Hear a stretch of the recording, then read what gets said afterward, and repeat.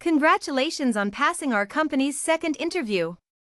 Please bring the necessary documents to complete the formalities with our staff. At that time, I was still wearing a cheap dress, which was quite out of place in this luxurious and grand office.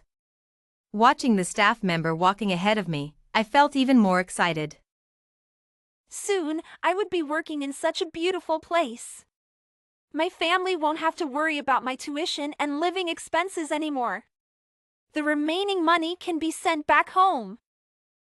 I never thought that the job advertisement I saw near the school would turn out to be real. It's a pity my roommate couldn't come with me due to other commitments. I couldn't wait to share this good news with her when I got back. But as I turned a corner, I smelled a strange fragrance and suddenly lost consciousness. When I woke up, I felt groggy and locked in a very dark place with no light at all. It felt like I was on a boat or a car, swaying endlessly. When I woke up again, my whole body felt like it was being pricked by needles, and I had no strength at all. It felt like I was a piece of merchandise being selected at a market. I tried to curl up, feeling very scared and huddled in a corner. My family has no money. My dad works away from home, my mom is sick, and my younger siblings are waiting for me to come home and cook. Please, Gabriel, let me go back. I didn't see anything today. I covered my eyes, unable to imagine being taken away like this. If I saw their faces, they would be even less likely to let me go. I could only tell myself to be strong and think about the useful things I learned in school. In case of danger, find the police, but in this situation, that was impossible. So I had to be obedient and not anger them. This little girl is quite clever, Gabriel. Why don't you give her to me? I heard a very gentle male voice. Someone gently pinched my cheek. Although it didn't hurt, the gesture was very strange. However, I remained obediently silent. It's rare for you to like something. You can have her. I heard them laugh even more arrogantly. In their eyes, I was like a little cat or dog, and their tone was very casual.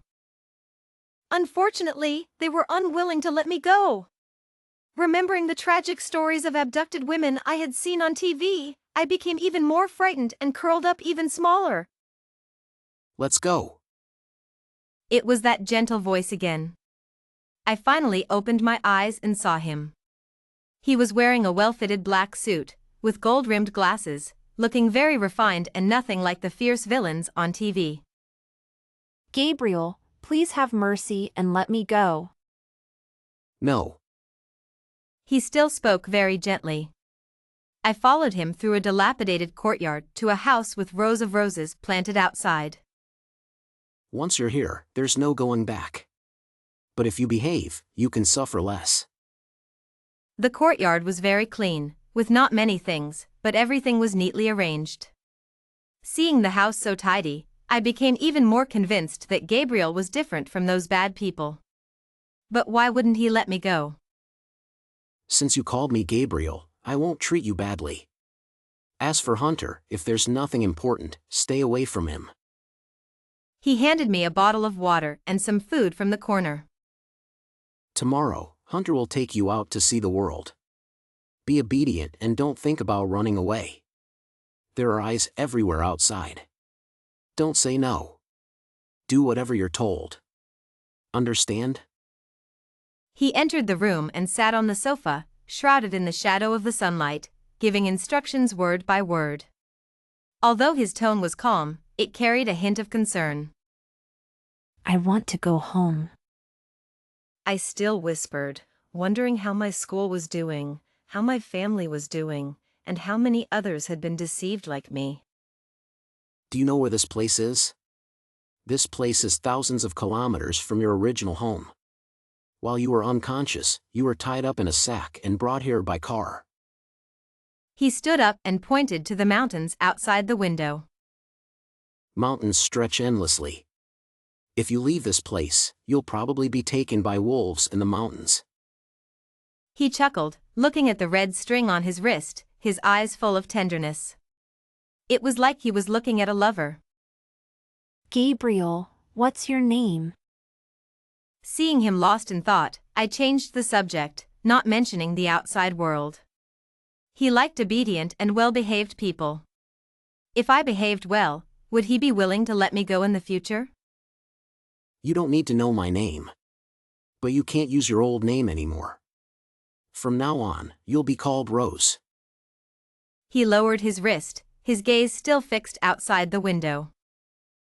I obediently lay on the bed, knowing I shouldn't be in the same room with a strange man.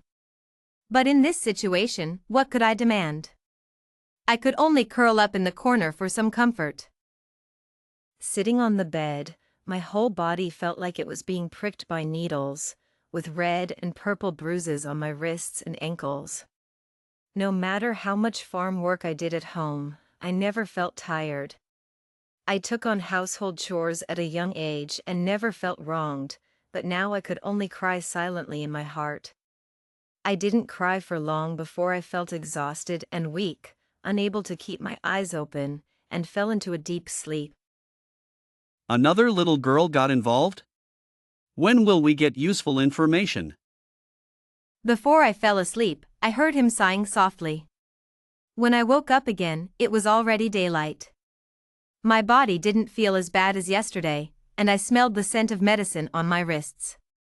When I sat up, I saw a set of sportswear at the foot of the bed, and my heart felt warm. Get up and come with me. Just watch and keep quiet, understand? I had just finished dressing when he walked in, dragging a woman who looked to be in her 30s. Her clothes were tattered, and her exposed skin was covered in small wounds. The woman glared at him fiercely and then bit his wrist, drawing blood. Behave, or I'll throw you out, He said, tying her up securely to a sycamore tree in the yard. I quickly hid my expression and tried to appear more obedient. He ignored the wound on his wrist and led me out of the yard, walking along a narrow mountain path. The mountain trails are treacherous, and Hunter's yard has 2 Tibetan Mastiffs. He explained, perhaps sensing my thoughts. You're just a child. Stay put, and soon, someone will come to rescue you. He pointed to a dilapidated village not far away. See that? The village is full of women taken from various places. Those who don't obey are locked up. A chill ran down my spine. Would I be locked in one of those cages too? You can't escape. I shrank back, clutching my hands together to ease my tension. You have no idea how powerful your enemies are. So, until you have the strength to resist, you must learn to disguise yourself and survive to see hope. Be good and remember what I said. He carefully instructed me before leading me to a rundown house. In the yard, a tall sycamore tree stood, its branches spreading out, full of life and hope. Under the tree, a few men sat drinking, their laughter loud and arrogant. Looking up, I saw a woman hanging from the tree branches. Her clothes were torn, her face covered in blood, and her body bore bite marks, possibly from wolves or the Tibetan Mastiffs. She had been hanging there for who knows how long, motionless, only stirring when prodded by a stick. Was this the price of disobedience? I moved closer and saw rows of cages in the yard, each containing several people with lifeless eyes. Their spirits had long been broken. I could only imagine the horrors they had endured. Alex, come have a drink. Alex? That didn't sound like a proper name. Once we sell this batch, we can go out and have some fun. I've had enough of this hellhole. Hunter said enthusiastically, putting an arm around Alex's shoulder. Hunter, are we delivering this time, or are they coming to us? He absent-mindedly rubbed the red string on his wrist, as if confirming something.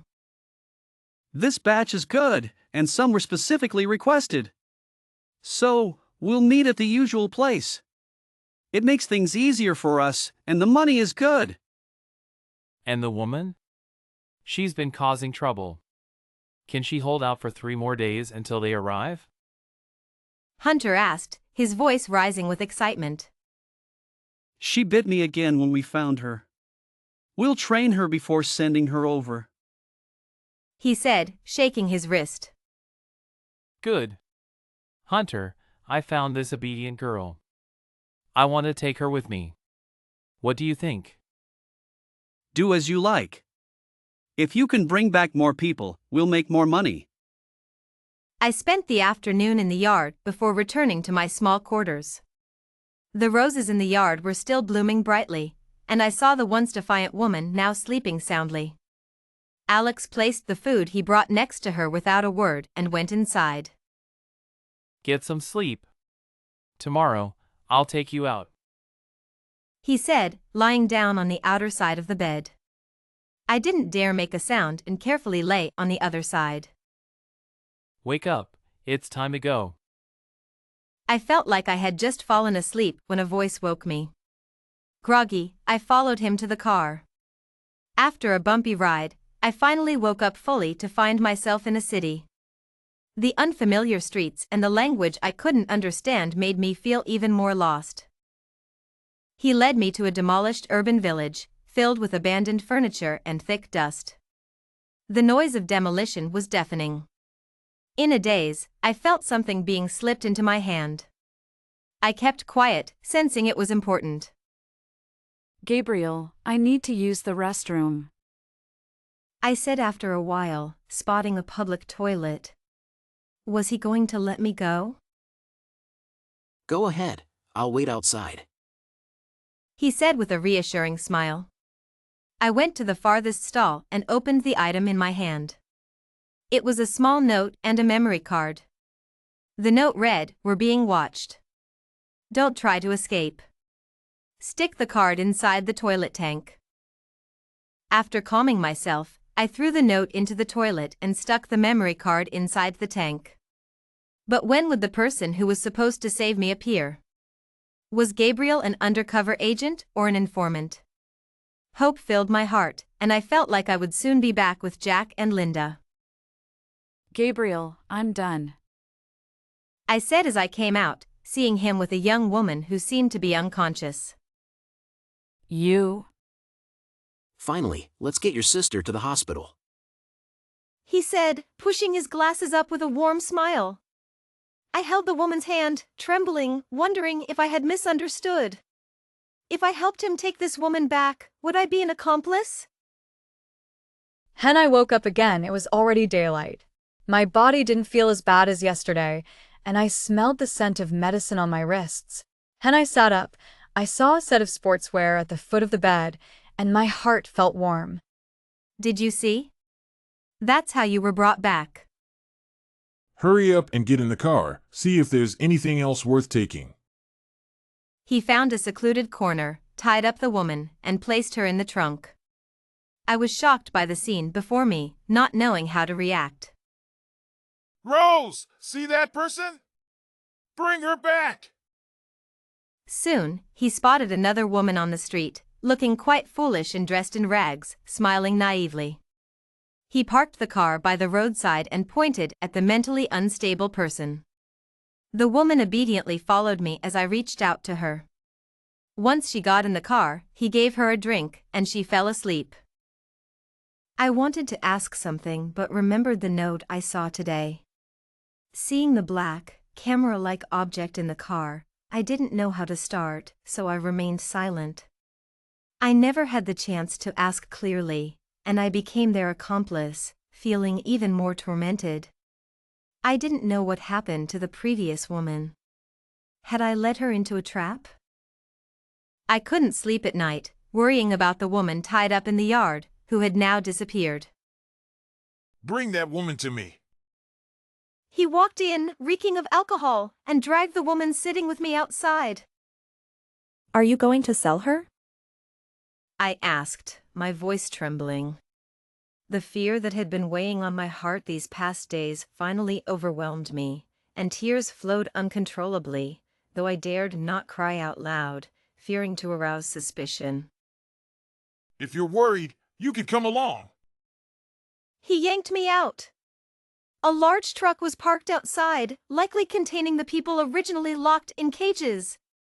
The mountain road was rough, and the ride in the truck's cargo area was bumpy. Despite the dozens of people inside, not a sound was made, creating an eerily silent atmosphere that made it hard to breathe. Suddenly, the truck braked sharply, and I almost got thrown out, but he held me tightly. The people in the cages were thrown against the truck's walls. He checked each person carefully, ensuring they were unconscious before feeling relieved. Rose, are you scared? Sensing something, he suddenly spoke. We were supposed to escape today, but it seems impossible now. Remember what I say, word for word. Gabriel, I can't do it. I was just a young girl, unprepared for such a scene. Stay alive, only by living can you have hope.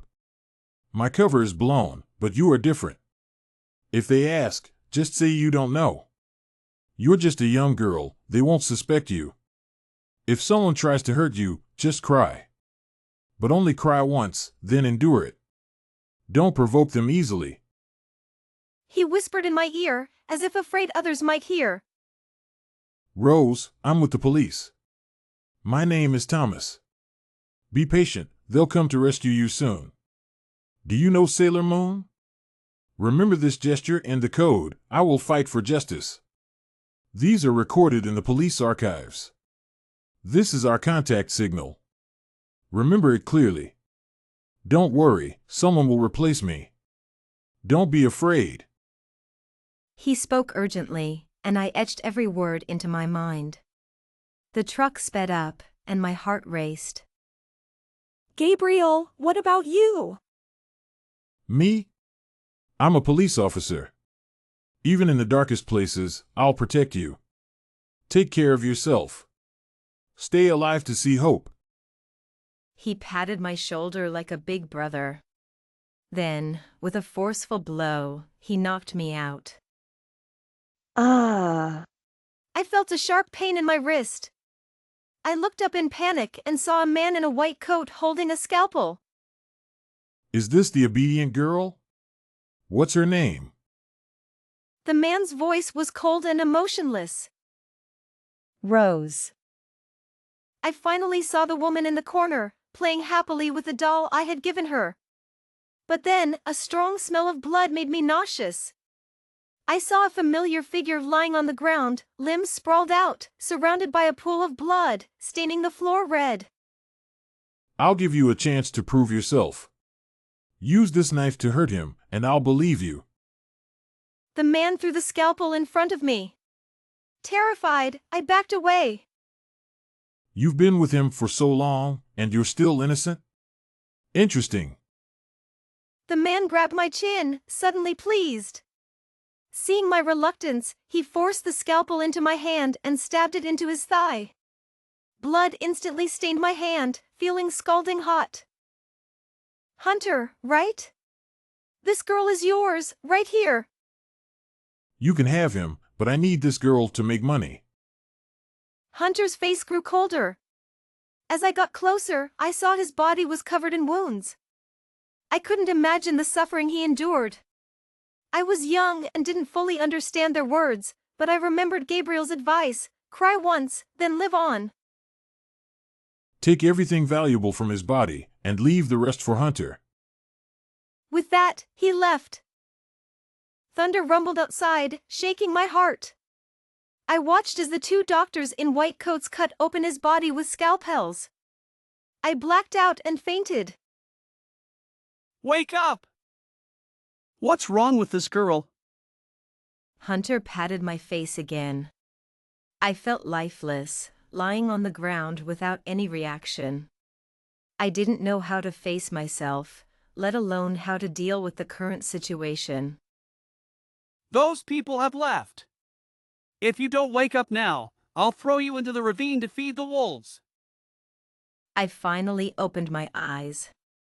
But all I saw was a gray sky, a gray forest, everything shrouded in a mist, unclear and untouchable. Rose, right? Because of him, the place I've managed for over a decade is gone. The people are gone too. Hunter stood in the yard, looking at the rows of blooming roses with great reluctance. After all, he had managed this place for so many years. I've been kind to him. Hunter's tone wasn't pleasant, but he was still polite to me. As I followed Hunter out, I saw him in clean clothes, lying quietly on the ground, as if he were just asleep. I already knew what death was, and it felt like something inside me was lost. What are you standing there for? Hurry up and bury him. We need to leave. Hunter held a shovel, and the pit was almost dug. He went ahead and buried the person in the pit. Hunter, can I bury this with him? I brought a pot of flowers from the yard and placed it beside the large pit. A pot of roses, burying Rose, was like burying a part of myself. The person who could protect me was gone, and there would be no one to shield me from future dangers. I knelt beside the pit, feeling sad, but no tears came. Hunter flattened the soil, leaving no mound visible. It's a pity about this place. I've managed it for so many years. As we got into the car, Hunter looked at the dilapidated village with great reluctance. I sat quietly in the car, like a lost soul, not saying a word. For several days, I barely ate, growing thinner and weaker, as if a gust of wind could blow me away. Eat quickly. I've arranged a buyer. You'll be sent over today. Hunter threw a bun beside me, losing patience. I picked up the bun, eating it without tasting anything. Was this the end for me? What kind of place would it be this time? In the narrow streets of the urban village, there were few pedestrians.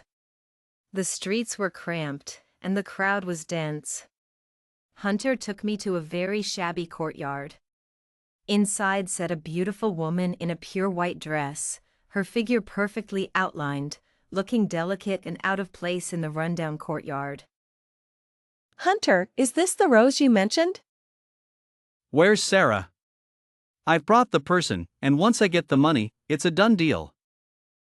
Hunter looked around the house, not seeing anyone, and asked in confusion. Sarah said she got a big client and will be back later. The woman took an envelope from the counter and handed it to Hunter. Without saying much, Hunter took the money and left. You'll stay here. I've already tidied it up. Rest first, and we'll discuss the rest when Sarah returns. After speaking, the woman left. I lay on the bed in a daze. This place didn't seem proper at all. Even with my eyes closed, I could imagine what I might face in the future. But what about that woman? She didn't seem forced. Did she have her own struggles too? Thinking of this, I couldn't help but smile bitterly. In my current situation, I still had the heart to worry about others. Rose, right? I'll take you to the client soon. Hunter said you're a good kid, so remember to listen to the client. Okay? I remained silent as before. The car drove for a long time, and we didn't see a single pedestrian along the way. We arrived at a beautiful European-style villa, and the car finally stopped. A woman came out of the villa, took me inside, and led me to the hot spring. Clean yourself up. Someone will come to get you soon. After that, my eyes were covered, and I was led to a room. I could still hear the cicadas outside the window and feel the warmth of the sun on my body. Then, someone came in and pressed down on me. I lay on the bed like a mute, not making a sound, more like a puppet. But the man seemed very satisfied. On the way back, Sarah kept laughing, as if she had gained some benefit. After that, I don't know how much time passed. I continued to live in a daze. Sarah took me to meet different people every day. Sometimes, I encountered very harsh clients, but I never cared. I was still waiting for the person Gabriel mentioned who could save me. But when would that person appear? What did you say? How did the child pass away? This time, we arranged for regular clients. How could this happen? Sarah, don't worry about how it happened. The client wants to settle it privately. They've already given me the money. You need to get rid of the one you have. I'm working on the documents now. Let's hide out for a few years. The voice sounded very familiar. I must have met him before. I tried hard to recall and finally remembered, imprinting his appearance in my mind. When the person Gabriel mentioned came looking for me, it would be useful. But when would those people come? Waiting was so exhausting. I didn't know how much longer I could hold on. Drink this. Sarah handed me a bowl of medicine. I obediently took a sip. The medicine was very bitter, and soon after drinking it, I felt dizzy and fell into a deep sleep. When I woke up, I was in another unfamiliar place. I realized I had been sold again. Where would I go this time? What kind of things would I encounter?